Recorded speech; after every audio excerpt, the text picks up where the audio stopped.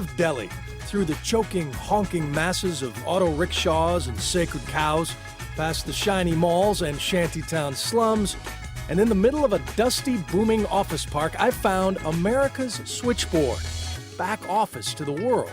Would you like to make a check over the phone? I can post-date the check also. A new study finds that India is not siphoning millions of American jobs after all. In fact, the U.S. tech sector has grown by 17% since the practice took off.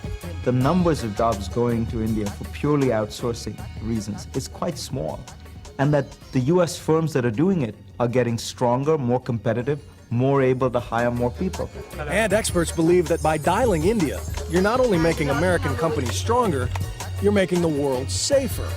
A few years ago, India and Pakistan were on the brink of nuclear war.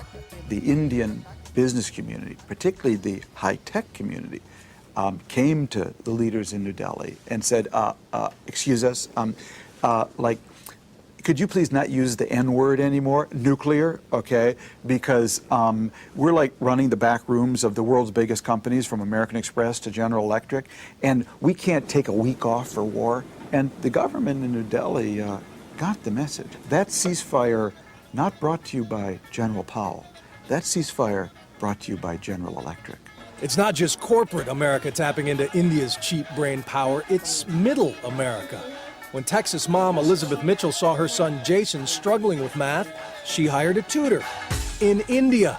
I've wondered what kind of house she lives in. I wondered what her parents are like, but she seems really nice. Well, Jason, we found her. 24-year-old Swati Chopra lives with her parents in this Delhi neighborhood. Here's the computer she uses to teach you in Plano. And you're right, she is nice. When it comes to teaching American kids, she says she has to be. In India, you can school kids, but there you have to be very patient with them. You have to be very sweet with them. If you are not able to do this, let's try something else. Let's play a game, and maybe after that, you'll feel like doing it.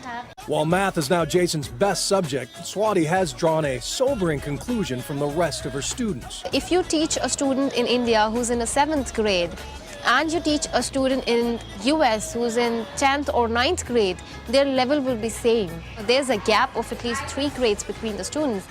If tutors like Swati can help close that gap, outsourcing our kids' educations may not be so radical. After all, some Americans are outsourcing themselves to India for surgery.